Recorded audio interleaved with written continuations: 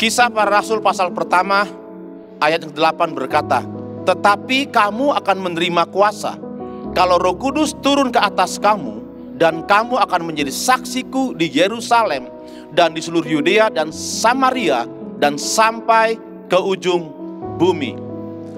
Sebelum Yesus terangkat ke sorga, dia berjanji akan mengutus Roh Kudus kepada murid-murid dan kepada gereja Tuhan. Roh Kudus memiliki peranan yang sangat penting bagi kehidupan dan pertumbuhan gereja.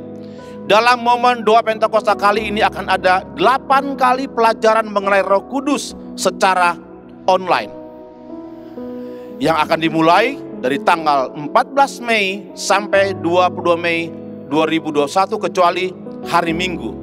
Dan puncak dari doa Pentakosta ini adalah pada hari Minggu tanggal 23 Mei dalam ibadah Raya Online GSCA Bethlehem. Mari jemaat Tuhan buka hati dan pikiran kita untuk menerima kuasa Roh Kudus. Dan percayalah, Roh Kudus akan bekerja. Setiap orang yang meminta akan diberikan. Tuhan Yesus memberkati. Mari Bapak Ibu Saudara, saya undang bersama-sama untuk membuka hati kita di hadapan Tuhan. Mari undang Roh Kudus ke dalam hatimu. Dimanapun Bapak Ibu berada saat ini, saya percaya Bapak Ibu, Roh Allah ada di tengah-tengah kita untuk menjamah kita saat ini. Haleluya, Roh Kudus, kami membuka hati kami di hadapan Tuhan. Ku buka hati untuk jamahan-Mu, berserah penuh di hadirat-Mu.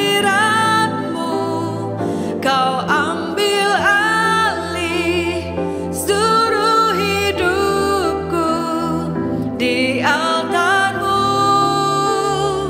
menyembah-Mu. Ku buka hati untuk jamahan-Mu, berserah penuh di hadirat-Mu. Kau ambil alih seluruh hidupku di altar-Mu, menyembah. Mari sama-sama membuka hati. Ku buka hati untuk jamahan-Mu, berserah penuh di hadirat-Mu. Kau ambil alih seluruh hidupku di altar-Mu, menyembah-Mu. Ku buka hati untuk jamahan-Mu, berserah penuh di hadirat-Mu. Kau ambil alih seluruh hidupku di altar-Mu, menyembah-Mu. Di altar-Mu, menyembah-Mu. Di altar-Mu, menyembah-Mu.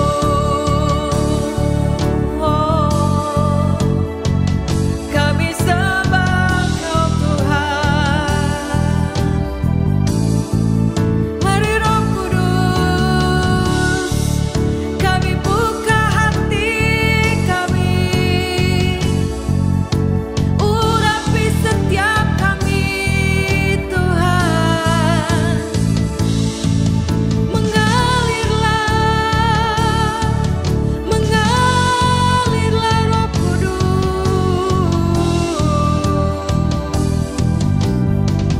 Sebab Roh Kudus akan turun ke atasmu. Kuasa Allah yang maha tinggi itu akan menaungi engkau. Haleluya. Kami percaya itu Tuhan. Roh Kudus ada di tempat ini, menjamah setiap hati. Mengalirlah kuasa Roh Kudus, mengalirlah di tempat ini,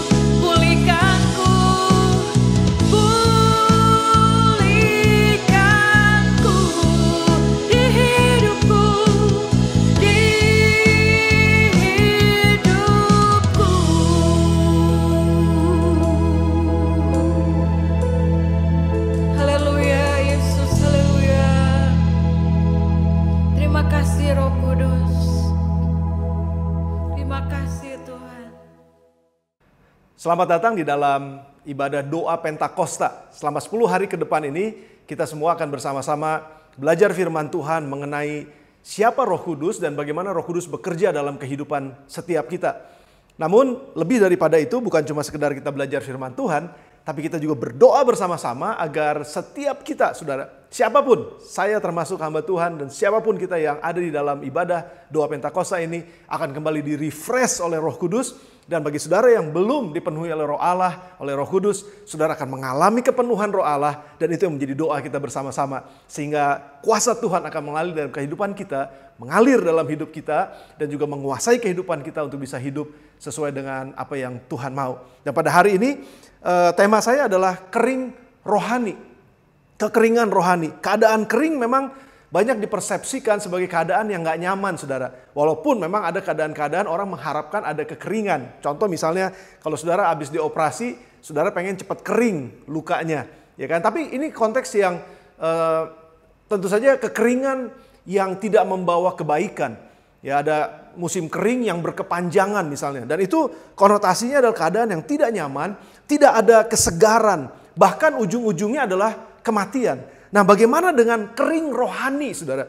Orang-orang yang rasanya kok saya mati enggak, hidup juga enggak, gitu, tapi mengalami kekeringan secara rohani. Enggak bisa lagi berdoa, enggak bisa menyembah Tuhan, enggak merasakan bahwa Tuhan ada kecewa di sana, ada kepahitan di sana. Rasanya kering, enggak bisa ngangkat tangan, enggak bisa nangis lagi di hadapan Tuhan.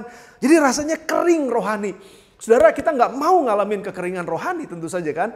Nah, tapi apa yang menyebabkan orang bisa mengalami kekeringan rohani? Yohanes pasal yang ke-15 ayat yang ke-6, Yesus sendiri mengatakan dan mengajarkan kepada kita, barang siapa tidak tinggal di dalam aku, ia dibuang keluar seperti ranting dan menjadi kering.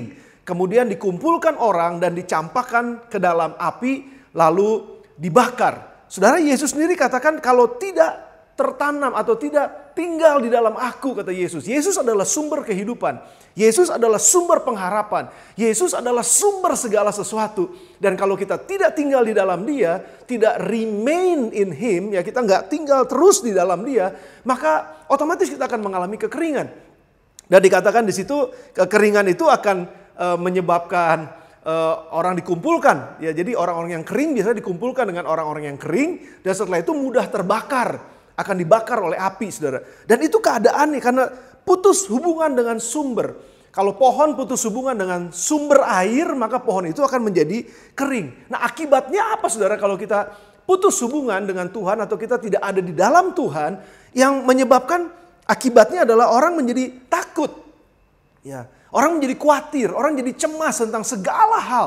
Bisa takut ini, takut itu, padahal nggak ada yang harus dia takuti. Tetapi ada perasaan sepertinya kok nggak nyaman. Seperti perasaan insecure. Seperti rasanya kok kosong ya. Kok pikiran kok rasanya jadi kayak kacau gitu. Merasa dirinya terbuang. Merasa nggak berguna. Kok kayaknya kok saya ditinggalin orang gitu. Kok rasanya ada sesuatu yang kurang terus gitu, saudara. Dan itu yang menyebabkan orang jadi berpikirnya manifestasinya adalah yaitu tadi mudah terbakar. Orang mudah emosi. Kita tahu bahwa di akhir-akhir hari-hari ini ada begitu banyak orang yang sangat mudah emosi. Ya, tersinggung sedikit marah.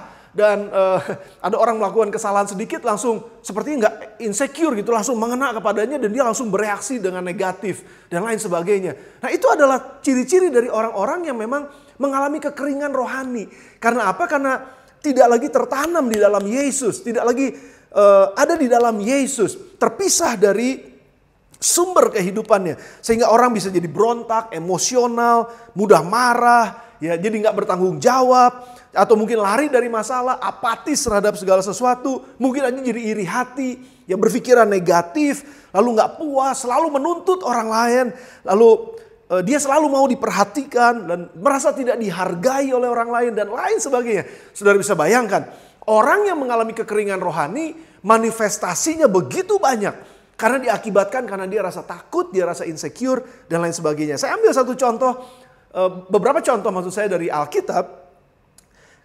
Ketika orang ditinggalkan oleh Tuhan atau orang meninggalkan Tuhan, tercabut dari hubungannya dengan Tuhan, maka orang tersebut akan mengalami kekacauan dalam kehidupannya. Itu udah pasti. Contoh yang pertama adalah Raja Saul. Ketika Saul cemas, Kenapa? Karena memang dia meninggalkan Tuhan ya. Dia udah gak mau taat lagi sama Tuhan. Dia tidak mendengar suara Tuhan sehingga Tuhan meninggalkan dia. Apa yang terjadi? Dia cemas. Ketika ada seorang anak muda yang mengalahkan Goliat lalu dielu-elukan. Ya katanya bahasa mungkin hari-hari Saul mengalahkan beratus-ratus tapi Daud mengalahkan beribu-ribu. Wah, dia langsung mulai cemas, insecure langsung saudara. Langsung takut bahwa kedudukannya sebagai raja akan diambil oleh anak muda ini. Dan apa akibatnya? Dia memburu anak muda ini dan dia mau bunuh anak muda ini. Saudara bayangkan, karena mungkin iri hati ya saudara, mungkin jealous itu, atau mungkin takut kehilangan kejabatannya, takut kehilangan pengaruh yang dia punya pada saat ini, lalu menyebabkan dia mau membunuh orang lain. Tapi sebetulnya kalau kita telusuri saudara, itu diakibatkan karena dia putus hubungan dengan Tuhan. Dia sudah tidak ada lagi di dalam Tuhan. Dan ini yang menyebabkan orang jadi melakukan hal-hal yang di luar nalarnya saudara. Yang kedua, ketika meninggalkan Tuhan Allah, dikatakan Salomo. Dia orang yang kaya raya, penuh dengan hikmat, tapi heran pikirannya jadi kacau. Kenapa kacau? Karena dia gak pernah bisa puas saudara dengan kehidupannya. Walaupun dia punya segala-galanya, sehingga dia mempunyai 700 orang istri, 300 orang gundik. Dia gak pernah puas dan akibatnya adalah dia dibawa jauh sekali dari Tuhan dan pada akhirnya menyebabkan bangsa Israel ujung-ujungnya mengalami perpecahan dan kehancuran. Hanya gara-gara apa saudara? Hanya gara-gara menjauh dari Tuhan atau meninggalkan kebenaran. Dan yang berikutnya karena merasa ditinggal oleh Allah, oleh Tuhan Yesus pada saat itu, Petrus mulai merasa kecewa dan akhirnya dia katakan, aku akan kembali lagi menjadi nelayan. Ya, kembali kepada kehidupan yang lama. Orang yang kekeringan akan melakukan hal-hal yang jadi gak masuk akal saudara. Atau orang-orang yang merasa kekeringan rohani, dia akan kembali kepada kehidupan yang lama. Kenapa? Karena dia putus hubungan dengan Allah. Nah pertanyaannya yang penting sekali yang kita bahas hari ini adalah bagaimana agar kita mengalami tetap kesegaran rohani. Bukan kekeringan rohani, tapi kita mengalami kesegaran rohani dari hari ke hari. Saya harus akui kepada saudara bahwa nggak setiap saat memang kita disegarkan, tetapi ada saat-saat di mana kita merasa kering. Namun bagaimana supaya kita bisa cepat sadar akan hal ini, jangan sampai kita terlalu jauh dari Tuhan dan kita kembali dan kita disegarkan kembali. Yang pertama saudara, ini tips saya yang pertama yang saya pelajari dari firman Tuhan adalah aktifkan air mata saudara. Nah ini cukup menarik saudara, kenapa? Mazmur pasal yang ke-6 ayat yang ke-7 katakan, lesu aku karena mengeluh. Ini kata Daud saudara. Setiap malam aku menggenangi tempat tidurku dengan air mataku. Aku membanjiri ranjangku dengan air mata. Saudara ini teologi air mata yang Daud ajarkan. Waktu dia mengalami begitu banyak tekanan yang membuat dia mungkin menjadi kering saudara. Tapi dia mengeluarkan air matanya. Yang kedua Mazmur 56 ayat yang ke-9. Sengsaraku engkaulah yang menghitung-hitung. Air mataku kau taruh dalam kirbatmu. Bukankah semuanya telah kau daftarkan? Ini juga luar biasa. Kirbat itu adalah tempat menampung air mata memang saudara. Dan rupanya pada zaman itu budaya ketika orang berduka, ketika orang dalam keadaan sedih atau dalam keadaan tertekan, mereka melampiaskan isi hati mereka dengan menangis. Tangisan air matanya itu ditampung di dalam kirbat. Dan itu menunjukkan kedukaan yang luar biasa. Dan Daud saat itu katakan bahwa Tuhan sendiri yang menampung air mataku dalam kirbatnya. Artinya apa? Tuhan mengerti kesedihan itu. Ya, jadi ada air mata yang dikeluarkan saudara. Bagaimana dengan doanya Raja Hizkia ketika dia dikatakan dia hampir mati saudara. 2 Raja-Raja pasal yang ke-20 ayat yang ke-5. Dikatakan, baiklah katakan kepada Hizkia, Raja umatku kata Tuhan. Beginilah firman Tuhan Allah Daud bapa leluhurmu. Telah kudengar doamu dan telah kulihat air matamu. Sesungguhnya aku akan menyembuhkan engkau. Pada hari yang ketiga engkau akan kembali ke rumah Tuhan. Sudah perhatikan, Tuhan menjawab doa, tapi Tuhan juga melihat air mata. Jadi antara jawaban doa dan air mata itu sangat dekat sekali saudara. Nah bagaimana kita bisa mengaktifkan air mata kita? Apa maksudnya supaya kita tidak mengalami kekeringan rohani, tapi kita bisa mengalami kesegaran rohani? Rupanya saudara, ini yang hebat. Dalam tubuh manusia ada zat yang bernama ACTH. Agak sedikit sulit menyebutkannya, adenokortikotropin namanya. Dan itu adalah zat yang memang mendorong kortisol atau zat negatif dalam tubuh kita itu keluar lewat air mata saudara. Nah artinya begini, kalau saudara dalam keadaan stres, saudara dalam keadaan pahit, saudara dalam keadaan mungkin saudara mengalami begitu banyak masalah dan saudara mulai mulai mempertanyakan Tuhan, ini yang harus kita lakukan. Nangis di hadapan Tuhan. Karena waktu kita nangis, waktu kita bisa berseru dan nangis di hadapan Tuhan, mengeluarkan air mata kita, di situ Tuhan udah siapkan sebetulnya mekanisme untuk melepaskan semua energi negatif kita. Makanya orang yang kalau lagi stres nangis itu bisa ada rilis kan. Betul apa enggak saudara? Nah, nangis di hadapan Tuhan itu begitu penting. Karena buat saya nangis itu adalah membasahi tanah hati yang keras. Yang mulai mengeras gitu, yang mulai marah mungkin, yang mulai benci mungkin. Atau nggak suka sama Tuhan dengan cara Tuhan mungkin. Ya kita bisa melunakkan kembali hati kita dengan cara menangis di hadapan Tuhan. Nah orang yang tidak bisa menangis, itu orang yang hatinya udah keras saudara. Dia mengeraskan hatinya. Gue gak akan nangis, gue gak akan nangis. Dia keraskan hatinya. Justru di situ hati jadi seperti batu nanti saudara. Dan di situ akan mengalami kekeringan. Nah orang yang berani menangis apalagi di hadapan Tuhan, itu sama dengan orang yang rendah hati. Yang berani jujur menunjukkan kelemahannya. Menunjukkan bahwa saya hancur Tuhan. Saya butuh Engkau Tuhan. Saya butuh Roh-Mu Tuhan. Dan dia menangis di hadapan Tuhan. Dan ketika dia menangis di hadapan Tuhan, disitulah Tuhan menyatakan pemulihan di dalam hati orang tersebut. Karena hati itu seperti Mazmur 51 ayat yang ke-19. Pemazmur katakan begini, korban sembelihan kepada Allah itu ialah jiwa yang hancur. Hati yang patah dan remuk tidak akan kau pandang hina ya Allah. Kalau saudara datang kepada Tuhan dengan hati yang patah remuk dan jiwa yang hancur sambil menangis di hadapan Tuhan, disitulah Tuhan akan memulihkan keadaan saudara. Memulihkan kekerasan hati kita mungkin karena diinjak-injak. Tanah kalau diinjak-injak terus jadi keras saudara.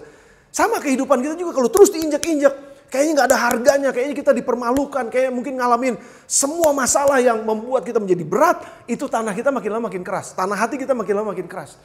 Tapi waktu kita bisa datang nangis sama Tuhan, disitulah air mata kita. Saya tuliskan begini saudara, Tuhan akan menyembuhkan hati dan membentuk hati kita menjadi tanah yang subur dan gembur. Kenapa? Ketika ada tekanan dan kesusahan, tanah hati kita lagi diinjak-injak, semakin hari semakin keras, ada air mata yang turun ke situ.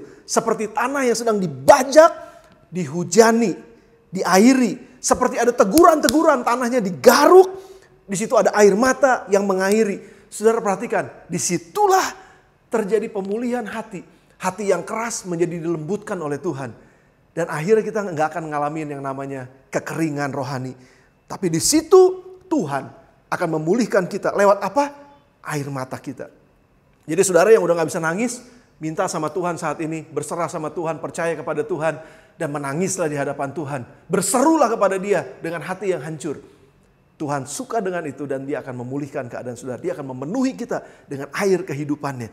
Yang kedua saudara, setelah hati kita digemburkan oleh Tuhan, aktifkan hati yang menyembah. Setelah hati digarap tadi, ya jangan jadikan hati itu keras saudara, tapi jadilah lembut dan dengar suara Tuhan. Ibrani pasal yang ketiga, ayat yang ke-7 sampai dengan ayat yang ke-8. Sebab itu seperti yang dikatakan Roh Kudus pada hari ini, jika kamu mendengar suaranya, jangan keraskan hatimu seperti dalam kegeraman pada waktu pencobaan di padang gurun. Ikuti nasihat Daud saudara. Jangan keraskan hatimu. Waktu Mazmur pasal 16 ayat yang ke-7, aku memuji Tuhan yang telah memberi nasihat kepadaku. Waktu kita dinasehati, jangan keraskan hati. Ya, pada waktu malam hati nuraniku mengajari aku. Aku senantiasa memandang kepada Tuhan, karena Ia berdiri di sebelah kananku. Aku tidak goyah, sebab itu hatiku bersukacita dan roh jiwaku bersorak-sorak. Bahkan tubuhku akan diam dengan tentram. Saudara, hati yang tertuju kepada perintah Tuhan. Hati yang selalu dilembutkan untuk mendengar suara Tuhan. Enggak keras hatinya untuk tidak mau percaya kepada Tuhan, tapi tetap mempercayai Tuhan. Hati yang seperti inilah yang akan membuat tanah hati kita menjadi gembur. Dan yang pada akhirnya tanah hati kita enggak akan mengalami kekeringan, tapi akan mengalami kelimpahan. Ada kesuburan di dalam kehidupan kita waktu firman Tuhan ditanam, kita bertumbuh di dalam Dia. Nah, oleh sebab itu kita membutuhkan hati yang menyembah, hati yang terbuka kepada Tuhan. Yang pertama, aktifkan air mata saudara. Yang kedua, aktifkan hati yang menyembah. Nah, Daud katakan begini, diajarkan saudara, tambahkan musik di dalamnya. Jadi saudara, waktu kita menyembah Tuhan, nggak ada salahnya. Saudara dengerin aja musik. Lalu saudara nyanyikan puji-pujian kepada Tuhan sambil membuka hati kita. Percaya kepada Tuhan bahwa Dia memulihkan kita. Kalau saudara mau nangis waktu saudara memuji Tuhan, nangislah. Saudara punya masalah, nangislah di hadapan Tuhan. Dia akan memulihkan hati kita. Dia akan membuat hati kita menjadi gembur dan subur. Dan firman Tuhan akan bekerja di sana. Dia akan menyegarkan jiwa kita, menguatkan hati kita, dan kita akan disegarkan sehingga tidak akan mengalami kekeringan rohani. Tundukkan kepala saudara sebentar. Kita akan nyanyikan satu pujian ini sekali lagi dan kita akan berdoa.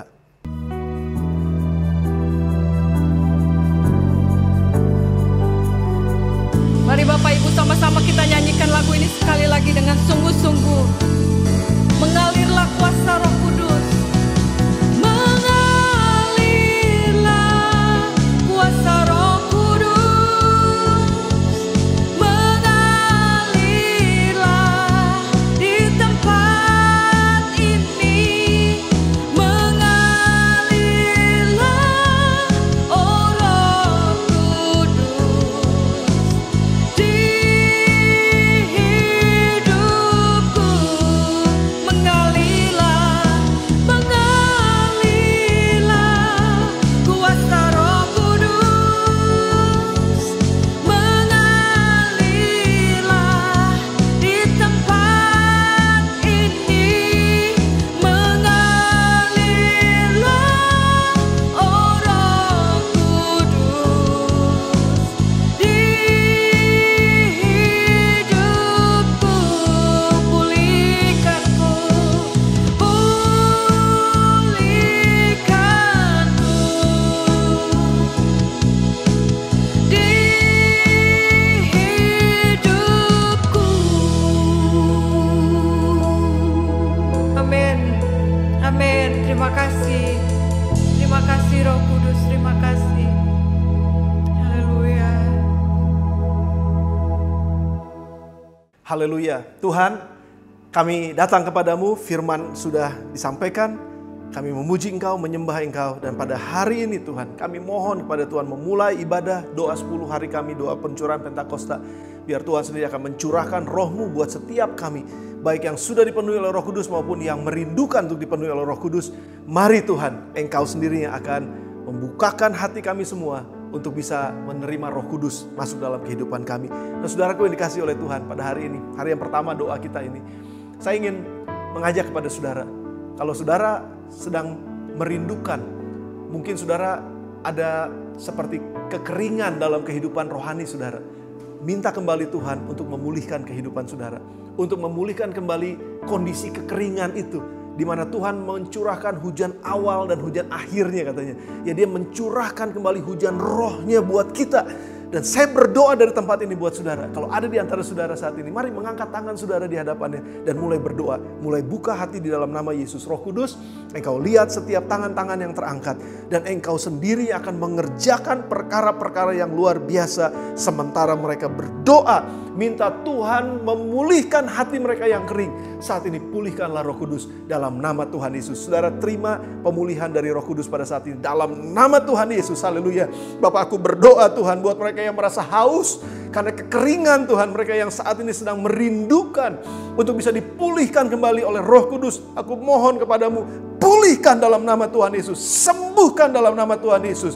Curahkan kembali roh-Mu buat setiap kami yang merindukan, yang sedang mengangkat tangan di rumah masing-masing. Di dalam nama Tuhan Yesus, Roh Allah mengerjakan sesuatu yang luar biasa buat mereka di dalam nama Tuhan Yesus. Terima kasih Tuhan karena Engkau mendengar doa kami. Terima kasih karena Engkau memenuhi kami dengan Roh-Mu yang kudus di dalam nama Tuhan Yesus. Dan yang kedua saudara, kalau ada di antara saudara saat ini yang mungkin saudara belum pernah merasakan bagaimana sih dipenuhi oleh Roh Kudus, saudara buka hati saudara. Ya, kalau saudara mau nangis di hadapan Tuhan, saudara bawa masalah saudara kepada Dia, tapi serahkan, ucapkan syukur buat semuanya. Dan minta Tuhan penuhi saya dengan Roh Kudus supaya saya memiliki pembaharuan, supaya saya memiliki kesejukan yang baru, saya memiliki damai sejahtera yang baru. Dan Tuhan penuhi hari ini. Dia mau memenuhi kehidupan saudara. Mari angkat tangan saudara. Yang mau dipenuhi oleh Roh Kudus dimanapun saudara ada saat ini, angkat tangan saudara. Saya mau berdoa buat saudara. Tuhan, Engkau melihat setiap tangan-tangan yang terangkat juga. Roh Kudus, Engkau adalah Allah yang mengerjakan segala sesuatu di luar kemampuan manusia. Secara manusia walaupun kami gak bertemu, tapi Engkau ada dimanapun. Anak-anak-Mu yang sedang mengangkat tangan sekarang berdiri di dalam nama Tuhan Yesus. Penuhi dengan Roh-Mu yang kudus. Allahku berdoa di dalam nama Yesus. Penuhi dengan Roh-Mu yang kudus. Di dalam nama Tuhan Yesus. Setiap orang yang merindukan dibaptis Roh Kudus. dibaptiskan pada hari ini. Dan sampai 10 hari ke depan kami terus mengikuti doa ini. Kepenuhan Roh Kudus akan terjadi dalam setiap kehidupan kami. Di dalam nama Tuhan Yesus. Berdoa saudara, minta kepada Tuhan saat ini. Dan saudara nyanyikan sebuah lagu, berdoa kepada Tuhan. Dan menyembah Dia bersama-sama di dalam, mungkin dengan keluarga saudara, atau mungkin dengan anggota life group saudara, atau mungkin saudara sedang sendirian saat ini, dimanapun saudara ada Roh Allah di sana, dan Roh Allah akan memenuhi kehidupan saudara. Bapak, aku berdoa sekali lagi, janji-Mu ya dan amin, bahwa Engkau datang untuk menyegarkan kami. Roh Kudus, Engkau datang dan diutus untuk menjadi penolong buat kami, dan Engkau sendiri akan menolong kami semua. Penuhi setiap hamba-Mu, setiap anak-anak-Mu dengan kesegaran yang baru, dan biar di hari Pentakosta ini Tuhan, kami akan mengalami lawatan yang baru dari Tuhan, kesegaran yang baru dari Tuhan, sehingga kami akan melihat ada mujizat-mujizat yang Tuhan lakukan melalui setiap kehidupan kami, karena kami dipenuhi oleh Roh Allah. Di dalam nama Tuhan Yesus Kristus, semua yang kekering, yang mengalami kekeringan rohani, Tuhan, dimanapun keadaan mereka saat ini, apapun yang mereka alami saat ini, kesegaran itu Tuhan akan penuh. Sementara kami bisa menangis di hadapan Tuhan, menyembah Engkau, mengangkat tangan kami, mengucap syukur pada Tuhan, dan terbuka kepada firman-Mu, terbuka hati kami untuk firman-Mu. Maka di situ Engkau akan penuhi kami dengan kesegaran yang baru. Roh Kudus, sekali lagi lakukanlah bagian-Mu. Hamba-Mu terbatas, kami semua terbatas Tuhan, tapi Roh Kudus tidak terbatas, dan Engkau akan lakukan sesuatu yang baik buat kami semua hari ini sampai hari-hari ke depan, di dalam nama Tuhan Yesus Kristus. Kami berdoa, kami mengucap syukur, dan kami berterima kasih karena Engkau menjawab doa kami dan Engkau melakukan sesuatu yang baik. Nah saudara, kalau saudara mau terus berdoa silahkan. Saudara mungkin mau melanjutkan doa saudara, tapi saudara bilang, tapi kan nggak ada yang nyanyi saudara. Pastor, saya mau nyanyi dulu. Silahkan saudara buka musik apapun yang saudara punya, lagu pujian, penyembahan, ada lagu-lagu New Life yang saudara bisa nyanyikan, atau lagu-lagu yang lain. Silahkan lanjutkan doa saudara, dan jangan mungkin saudara berhenti. Selama saudara masih belum disegarkan oleh Tuhan, cari Dia terus pada hari ini. Secara khusus dalam 10 hari ke depan, cari Dia. Jangan dibatasi oleh waktu kita yang cuma sekedar 25-30 menit. Jangan dibatasi oleh waktu ini. Saudara lanjutkan saja berdoa bersama dengan pasangan saudara, bersama dengan keluarga saudara. Dan nantikan Roh Kudus dicurahkan di rumah saudara, Roh Kudus dicurahkan dalam kehidupan saudara. Amin. Dalam nama Yesus. Amin. Amin.